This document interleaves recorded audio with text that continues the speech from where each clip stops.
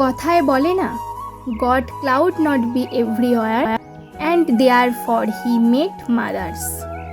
মায়ের ব্যথা কি সবাই বোঝে? আদৌ কি তাই?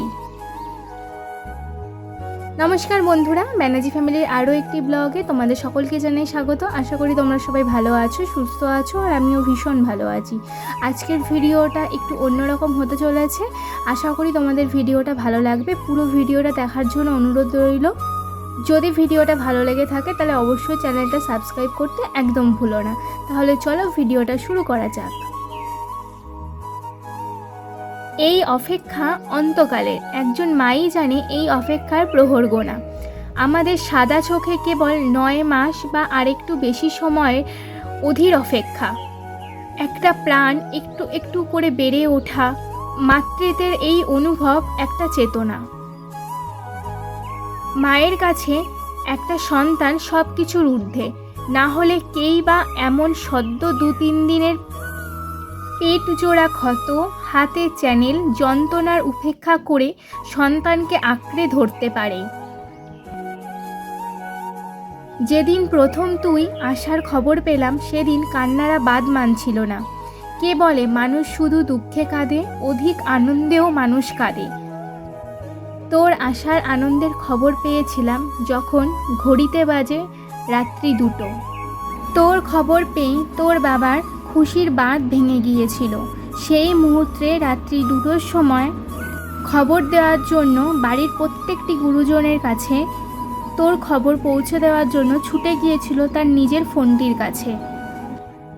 তারপর শুরু হলো অপেক্ষার প্রহর গোনা। বাড়ির সবাই আনন্দ ও উত্তেজনায় এক একটা করে দিন পার হতে লাগলো। ধীরে ধীরে তোকে, তোর প্রাণের স্পন্দন আমি অনুভব করতে পারছিলাম। অনেক শারীরিক অসুস্থতা তুচ্ছ করে তোকে পাওয়ার অনুভূতি, এক অমলিন স্মৃতি আমার হৃদয়ে। অবশেষে এলো সেই কাঙ্ক্ষিত দিন, সেই স্মরণীয় মুহূর্ত। 2022 সালের 1 জুলাই, ঠিক 2 বছর আগে আজকের দিনটাতে তোকে নিজের কোলে পেলাম। তোর প্রথম কান্নার আওয়াজ যখন শুনলাম তখন সমস্ত ব্যথা আমার কাছে তুচ্ছ হয়ে গেল। তোর জন্মের সাথে সাথে মাতৃত্বকেও অনুভব করতে শুরু করলাম। তোর বাড়ির আসার খবর পেয়ে সারা বাড়ি আনন্দে ভরে উঠল। আস্তে আস্তে হাসতে শিখলি, টলমল পায়ে দাঁড়াতে শিখলি। আধো আধো স্বরে যখন মা বললি তখন পৃথিবীর সব আনন্দ একদিকে আর আমার আনন্দ আরেক দিকে। এইভাবেই হাসি মজা খেলায় 2টো বছর পার হয়ে গেল। আজ তোর জন্মদিন, সাথে সাথে আমারও মাতৃত্বেরও জন্মদিন। ঈশ্বরের কাছে এটাই প্রার্থনা করি, তুই সুস্থ থাক এবং মানুষের মতো মানুষ হয়ে ওঠ। শুভ জন্মদিন রুয়ান সোনা। ভগবানের কাছে আমার এই একটাই চাওয়া, আমি যেন আমার সন্তানকে মানুষের মতো মানুষ করতে পারি। পৃথিবীতে যেন আমি ওকে প্রতিষ্ঠিত করে আমি যেতে পারি। গত 2022 সালে 1 জুলাই আমার জীবনে অবিস্মরণীয় মুহূর্ত। পরম করুণাময় ঈশ্বরের অশেষ আশীর্বাদে আমি আমার ডুয়ান সোনাকে পেয়েছি। আমি সর্বদাই এটাই প্রার্থনা করেছি যে ভগবান যেন আমাকে একটি সুস্থ সবল সন্তান দান করেন, যা ছেলে মেয়ে যাই হোক না কেন। কখনোই ছেলে অথবা মেয়ে আলাদা করে চাইনি। সন্তান তো সন্তানই হয়, সে ছেলে বা মেয়ে যাই হোক না কেন। আমি যেন আমার সন্তানকে সঠিকভাবে আদর সোহাগে বড় করে তুলতে পারি। সন্তানকে সন্তান হিসাবে লালন পালন করে সত্যিকারের মানুষ হিসাবে সমাজে পরিচিত করে তুলতে পারি। আর তাদের ভালোবাসায় যেন নিজে আপ্লুত হতে পারি। সারা জীবন সেই প্রার্থনায় সবার কাছে আমার কাম্য। সবাই আমার সন্তানকে প্রাণ ভরে বড় মানুষের মতো মানুষ হওয়ার জন্য আশীর্বাদ করবেন। শুভ জন্মদিন সোনা বাবা। আজ তোমার 2য় জন্মদিন। আমার জীবনে সবথেকে বড় উপহার হিসাবে আমি তোমাকে পেয়ে ধন্য হয়ে গেছি। তোমাকে বড় করতে পারার চেষ্টাটাই আমার জীবনে ঘটে যাওয়া সবথেকে ভালো জিনিস এবং বিস্ময়কর ঘটনা। একজন মার ভালোবাসা সন্তানের সবথেকে বড় আশীর্বাদ। এমন করেই তোর জীবন হাসি মজা সর্বদা ভরে উঠুক এই প্রার্থনায় মঙ্গলময় ঈশ্বরের কাছে সবসময় করি। বন্ধুরা, আমার প্রেগন্যান্সি নিয়ে ছোট্ট একটি অনুভূতি তোমাদের সাথে শেয়ার করলাম। বন্ধুরা, এবার তোমাদেরকে বলা যাক আমার প্রেগন্যান্সি চলাকালীন আমি আমার সন্তানকে কিভাবে সুস্থভাবে এই পৃথিবীতে আনতে পেরেছি। প্রেগন্যান্সি চলাকালীন আমি 2 মাস থেকেই জন্ডিসে আক্রান্ত হয়ে পড়ি এবং সেই জন্ডিস চলে আমার ডেলিভারির আগেও। ঠিক সেই কারণেই আমি কোনো রকম পুষ্টিজনক খাবার আমি নিজের মধ্যে গ্রহণ করতে পারিনি। আমি কোনো রকম ফল মিষ্টি ডিম মাছ মাংস কোনোটাই খেতে পারতাম না। একমাত্র আমাকে পুরোটাই আমার বেবিকে সুস্থ রাখার জন্য সিদ্ধ খাবারের ওপরে নিজেকে রাখতে হয়েছিল।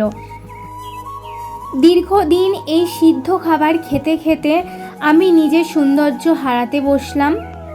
নিজের চেহারা নিজের চুল সবটাই আমার ধীরে ধীরে খারাপ হতে শুরু করলো, কিন্তু তবুও আমি হাল ছাড়িনি, কারণ আমাকে সুস্থভাবে আমার সন্তানকে পৃথিবীতে আনতে হবে এই প্রতিজ্ঞাই আমি করেছিলাম। আমার যতটাই কষ্ট হোক না কেন, আমার প্রমিস আমাকে সুস্থভাবে তার বাবার কোলে তার সন্তানকে এনে দিতে হবে এবং আমি আমার কোলে একটি সুস্থ সন্তানকে নিয়ে আসতে চাই এবং সুস্থ সন্তানের জন্ম দিতে চাই। তারপর ভগবানের আশীর্বাদে আমি সুস্থভাবে আমার সন্তানকে সমস্ত বিপদ কাটিয়ে পৃথিবীতে আনতে পারলাম। কিন্তু কয়েকদিন পরই দেখা গেল বিপদ পিছু ছাড়ছে না। আমার সন্তানেরও জন্ডিসে আক্রান্ত হলো এবং তারপর আমার সন্তানকে ওই কয়েকদিন মাত্র বয়স সেই সন্তানকে নিয়ে আমাকে ভর্তি হতে হলো হসপিটালে এসএনসিইউতে। তারপর আমি প্রচণ্ডভাবে ভেঙে পড়েছিলাম, কেননা আমি আমার সন্তানের সাথে নাকি এসএনসিইউতে থাকতে পারবো না। আমার সন্তানকে তারা একা একটি রুমে রাখবে। সেটা শোনার পর আমি নিজেকে ঠিক রাখতে পারিনি। আমাকে বলা হয়েছিল 2 ঘন্টা অন্তর অন্তর এসে আমার সন্তানকে দুধ খাইয়ে যেতে হবে।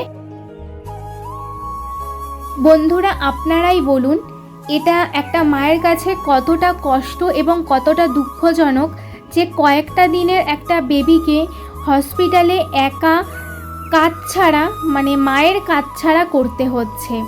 সারা রাত মা তার কাছে থাকতে পারবে না। এটা কতটা দুঃখজনক। তারপর আমার সন্তানকে সুস্থ করে একটা সময় আমরা বাড়িতে নিয়ে এলাম। এরপর ধীরে ধীরে ও বড় হয়ে উঠল সবার ভালোবাসায় সবার আশীর্বাদে। শেষ করার আগে একটি সুন্দর কবিতা ডুয়ান শোনার জন্য। আজ তোমার জন্মদিন, জীবন হোক তোমার রঙিন, সুখ যেন না হয় বিলীন, দুঃখ যেন না আসে কোনো দিন। মিষ্টি আলোয় ঝিকিমিকি সবুজ ঘাসে ঘাসে, স্নিগ্ধ হাওয়ায় দুলিয়ে মাথা ফুলের কলি হাসে। পাখির গানে পরিবেশে মায়াবী এক ধোয়া, পেয়েছে ওরা তোমার শুভ জন্মদিনের ছোঁয়া। বন্ধুরা, এই ছিল আজকের আমার ভিডিও। আমার প্রেগন্যান্সি জার্নিংয়ের একটি ছোট্ট কথা তোমাদের সাথে শেয়ার করলাম। একটা গোটা প্রেগন্যান্সি 9 মাসের একটি গল্প একটা 10 মিনিটের ভিডিওতে কখনোই বলা সম্ভব নয়। শুধু যেইটুকু ইম্পর্টেন্ট তথ্য ছিল সেটুকুই আমি তোমাদের সাথে শেয়ার করলাম। বন্ধুরা, যদি তোমাদের এই ভিডিওটা ভালো লেগে থাকে তাহলে অবশ্যই চ্যানেলটা সাবস্ক্রাইব করে দেবে আর পাশের বেল আইকনটি প্রেস করে আমার পাশে থেকো। আর কমেন্ট বক্সে জানাতে একদমই ভুলো না তোমাদের ভিডিওটা কেমন লাগছে। আর তোমরাও যদি এই রকম আমার মতো প্রেগন্যান্সির গল্প শেয়ার করতে চাও তাহলে আমাকে কমেন্ট বক্সে জানাতে পারো। তাহলে বন্ধুরা, ভিডিওটা এখানেই শেষ করছি। সবাই ভালো থাকবেন, সুস্থ থাকবেন। দেখা হচ্ছে পরবর্তী একটি ভিডিওতে। আজকের জন্য ভিডিওটা এখানেই শেষ করলাম।